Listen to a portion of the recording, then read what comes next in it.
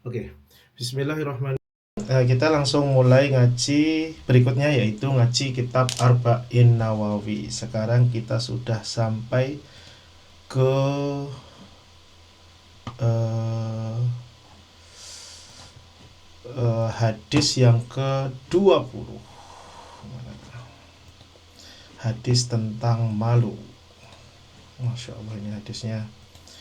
Ini salah satu hadisnya pendek, tapi ini manfaatnya beneran Masya Allah sekali lah. uh, Insya Allah hadisnya sudah ada di depan teman-teman semuanya ya. Sekali lagi kita bahas hadis ke-20, kita baca al-hadis al-ashrun, hadis ke-20 dari hadis Arba'in Nawawi. An Abi Mas'udin Uqbah ibnu Amr al-Ansari al-Badri radhiyallahu anhu qala Rasulullah sallallahu alaihi wasallam inna mimma adrakan nasu min kalamin nubuwatil ula idza lam tastahyi fasna ma syi'ta. Sesungguhnya di antara perkataan kenabian yang terdahulu, sejak nabi-nabi yang terdahulu yang sampai sekarang itu masih eksis, itu adalah perkataan kalau kamu tidak punya malu maka berbuatlah sesukamu. Jadi ini bahkan dikatakan sebagai syariat sejak zamannya Nabi Adam sampai sekarang, itu tidak pernah dihapuskan. Salah satu syariat yang betul-betul eksis sejak zaman dulu. Maka gini, teman-teman semua insya Allah tahu bahwasanya manusia itu adalah satu-satunya hewan atau makhluk yang setelah lahir itu terus kemudian dikasih pakaian. Kita adalah satu-satunya makhluk yang menggunakan pakaian. Gak ada makhluk yang lain selain kita. Dan ternyata kalau pakai teori dalam Al-Quran ya, ini teori dalam Al-Quran.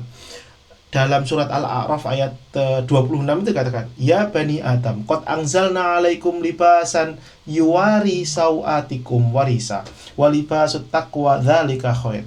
Wahai bani Adam, anak-anak Adam, sesungguhnya aku telah menurunkan kepadamu pakaian untuk menutupi auratmu, kurang lebih seperti itu. Terus kemudian tapi ketahuilah, pakaian terbaik itu adalah pakaian takwa, yaitu pakaian dari yang terbuat dari ketakwaan. Jadi setelah Nabi Adam dan Siti Hawa itu terus kemudian diturunkan ke makan buah kuli, lalu kemudian terbuka semuanya, terus kemudian barulah kemudian manusia itu diberi yang disebut sebagai rasa malu, ada perasaan malu. Padahal ketika itu tidak ada makhluk yang lain ya selain Nabi Adam dan Siti Hawa. Dan Allah kan maha melihat segala sesuatu kan ya. Tapi disitulah Allah ngasih apa yang disebut sebagai rasa malu. Dan Allah itu ngasih kepada kita fitrah untuk berpakaian. Sebagai buktinya adalah tidak ada manusia, tidak ada makhluk hidup di dunia ini yang punya pakaian kecuali manusia. Makanya akan menjadi aneh dan mungkin ya unik juga ketika manusia modern justru mau melepas apa yang disebut sebagai pakaian.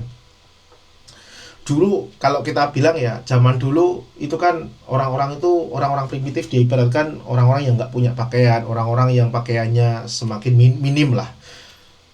Terus kemudian zaman berubah, bahkan di masa-masa sebelum era modern aja semua orang itu pada punya pakaian yang benar-benar tertutup, tidak laki-lakinya dan juga perempuannya, semuanya, nggak perlu Anda muslim, nggak perlu Anda non muslim, semua orang yang dianggap mempunyai dignity, punya marwah, itu selalu menggunakan pakaian yang terhormat. Tapi terus kemudian dengan adanya kampanye dari feminisme, sebenarnya teman-teman nggak usah feminisme itu sebenarnya bagus ketika feminisme 1 gelombang pertama, tapi mulai agak sedikit aneh ketika feminisme 2, paling aneh lagi 3, dan kemudian gelombang keempat yang terus kemudian mengkampanyekan LGBT. Tapi feminisme gelombang pertama itu bagus. Mulai feminisme gelombang 2, 3 mulailah dikampanyekan bahwasanya my body my choice, terus kemudian ya bebas dong saya mau pakai pakaian apa saja dan lain sebagainya.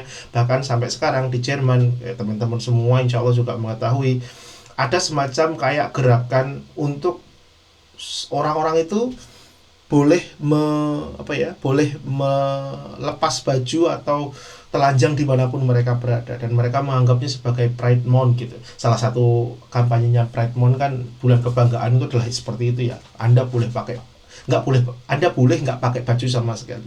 Dan tahu teman-teman semuanya, sebenarnya sebelum zaman Nabi Muhammad, sebelum Nabi Muhammad menaklukkan Fathul Makkah, itu sebenarnya itu orang dulu haji itu ada semacam ide dasar dari orang-orang Mekah itu mengatakan gini, kalau kamu mau hajimu paling bertakwa, umrohmu yang paling bertakwa, maka cara haji dan umroh paling afdol itu adalah dengan cara tidak menggunakan baju sama sekali. Kenapa? Karena cara mikirnya itu adalah karena kita menggunakan baju, di mana baju itu kita gunakan juga untuk bermaksiat, maka ketika menghadap Tuhan, bagusnya itu kita nggak membawa sesuatu hal yang dipakai untuk maksiat, yaitu baju-baju kita. Dan bagusnya sebagaimana kita itu kembali kepada natur, kepada alam, yaitu ketika ibu kita melahirkan kita itu dalam keadaan telanjang, maka kita juga telanjang.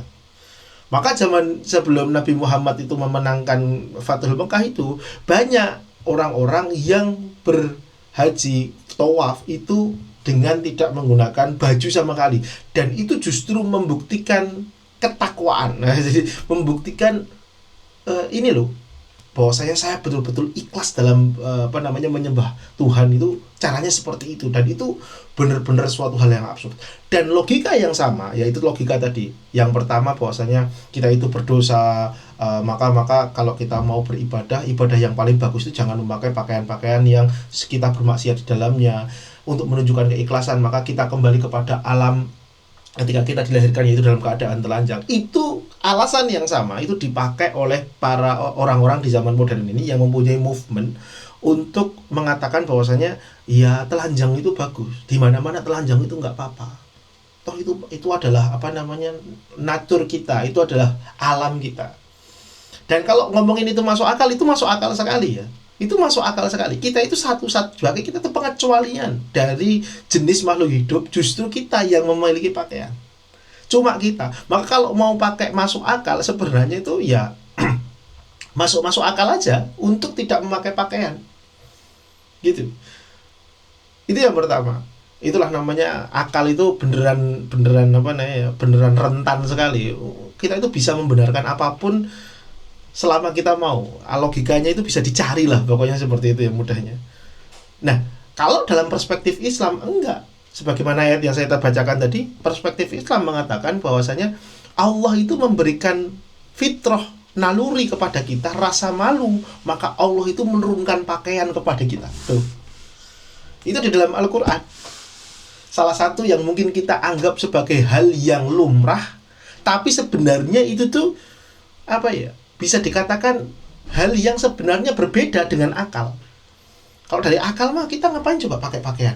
Kalau pakai akal mohon maaf, kalau pakai akal sebenarnya itu ya sudah sebagaimana hewan dan makhluk lainnya, ngapain kita pakai pakaian? Kalau pakai akal pure. Tapi karena fitrahnya manusia itu, somehow Allah memberikan jawaban tadi. Fitrahnya manusia itu diberikan rasa malu, tidak seperti hewan-hewan dan makhluk hidup lainnya. Allah terus kemudian menurunkan apa yang disebut sebagai pakaian. Maka pakaian itu adalah diturunkan oleh Allah Subhanahu wa taala dalam teologi Islam. Tapi terlepas daripada pakaian ini tadi, dalam ayat yang saya baca tadi, pakaian terbaik kamu itu adalah pakaian ketakwaan. Rasa takut kepada Allah. Karena dengan rasa takut kepada Allah, jangankan ngomong soal kita nggak pakai pakaian ya, dengan rasa takut kita kepada Allah, kita di rumah sekalipun kita akan menggunakan pakaian yang pantas. Kita tetap akan pakai pakaian gitu ketika kita di rumah gitu. Karena ada sahabat yang bertanya, ya Rasul,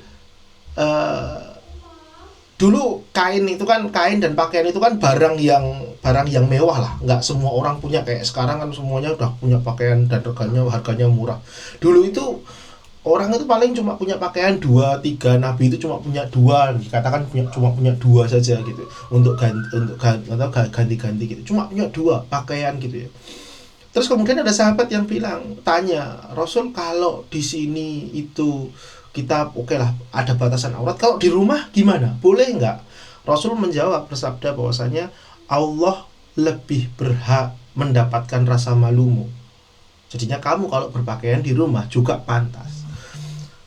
Islam memberikan pengecualian. Orang yang boleh melihat aurat itu adalah suami istri saja. Dalam kasus suami istri sekalipun, kalau Anda baca soal fikih, mohon maaf ya, kalau sudah melihat aurat besar, Anda tahulah aurat besar yang mana, itu ada beberapa ulama yang memakruhkan.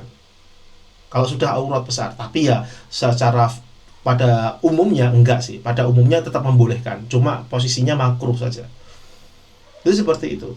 Maka Islam itu ngatur tuh soal aurat. Apa itu soal apa auratnya? Soal insya Allah teman-teman semua pada tahu, tapi saya refresh saja supaya kalau teman-teman nggak tahu.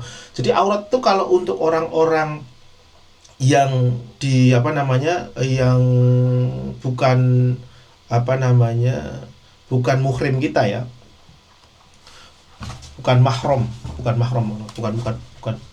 bukannya muhrim tapi mahram, bukan mahram kita ya. Itu adalah kalau buat wanita tentu teman-teman semua tahu ya, kecuali semuanya kecuali telapak tangan dan muka. Kalau buat laki-laki bagian perut sampai lutut, antara perut sampai lutut. Kalau buat keluarga, misal ada paman, di situ ada kakak, ada adik, saya sama kakak perempuan saya sama ibu saya sama anak saya, misal itu untuk perempuan nanti sampai ke bagian sini, bagian bahu, bagian dada ada yang mengatakan dibolehkan, bagian mohon maaf ya payudara ada yang mengatakan diperbolehkan untuk dibolehkan, tapi ya out of decency perasaan ya tadi lah, mungkin kalau bagusnya ditutup tapi ada yang membolehkan bagian payudara ke atas, terus kemudian bagian lutut ke bawah. Kalau sama kakak perempuan, kakak laki-laki, sama mertua, sama siapa lagi, paman dan lain sebagainya. Nanti kalau sama suami istri ya baru kemudian itu yang paling semuanya baru kemudian diperbolehkan. Itu yang pertama. Jadi pertama ya, ajaran Islam itu berasal dari nabi-nabi sebelumnya mengatakan bahwasanya kalau kamu nggak punya malu, ya lakukan semaumu. Bahkan ya semacam kayak ya terserah kamu lah, mau kalian lakukan apa aja gitu. Bahkan semua lah, itu gak cuma umat muslim ya, umat non muslim pun sebenarnya kan punya rasa malu, cuma terus kemudian rasa malu kita itu emang standarnya beda-beda. Contoh soal pakaian tentunya beda-beda, lama kelamaan rasa malu itu terkikis, lama-lama orang-orang pede aja kemana-mana, merasa telanjang itu adalah sebuah hal yang adalah hal yang umum. Dan itu sebenarnya justru membuat kayak hadis Nabi itu beneran loh, soal hari kiamat. Teman-teman semua insya Allah pernah mendengar ya, pastinya banyak orang-orang yang ya pakaiannya seperti orang nggak berpakaian. Terus kemudian contoh hari kiamat lagi adalah banyak orang yang berzina di tengah jalan dan lain sebagainya. Loh, sekarang semuanya perzinahan ada di mana-mana, mohon maaf, di internet tuh semuanya bertaburan kemana-mana, seolah menjadi norma. Jadi bahkan saya pernah baca artikel itu, kenapa kok Islam itu dijadikan sebagai agama yang dimusuhi oleh banyak pihak, terutama orang-orang yang betul-betul kaya dan konglomerat dan semuanya itu. Salah satu sebabnya Islam adalah agama satu-satunya yang memerangi alkohol, memerangi perjudian, memerangi seks, pornografi dan lain sebagainya. Itu Islam adalah agama satu-satunya. Dan ini semua bisnis yang paling seksi, bisnis yang paling besar pendapatannya. Maka ya kenapa kok Islam itu diperangi sampai segitunya, ya alasannya ya seperti hal-hal yang seperti itu. Nah, itu masalah malu. Itu yang pertama tadi ya. Yang kedua, malu itu apa sih? Malu itu adalah menahan diri atau khawatir jika keburukan kita terlihat oleh orang lain. Itu rasa malu itu seperti itu definisinya. Jika kita melakukan sesuatu hal yang buruk terus kemudian dilihat oleh orang lain. Kalau terus kemudian ada orang yang berbuat baik tapi malu, gimana? Kayak misal sholat di kereta kita kan mungkin, atau sholat di taman, terus kemudian kita malu gitu. Kan rasanya seperti itu ya. Kok rasanya nggak enak ya kalau sholat di kantor terus kemudian kelihatan sujud, rukuk dan lain sebagainya gitu. Kalau dalam Islam itu bukan malu namanya. Itu sebenarnya, mohon maaf ya, hina sebenarnya, atau pengecut sebenarnya. Karena malu itu adalah ketika kamu melakukan suatu hal yang salah, maka kamu tidak mau dilihat oleh orang lain. Tapi kalau kamu melakukan suatu yang benar dan kamu tidak mau, terus kemudian tidak melakukannya hanya gara-gara malu, itu namanya apa? Penakut.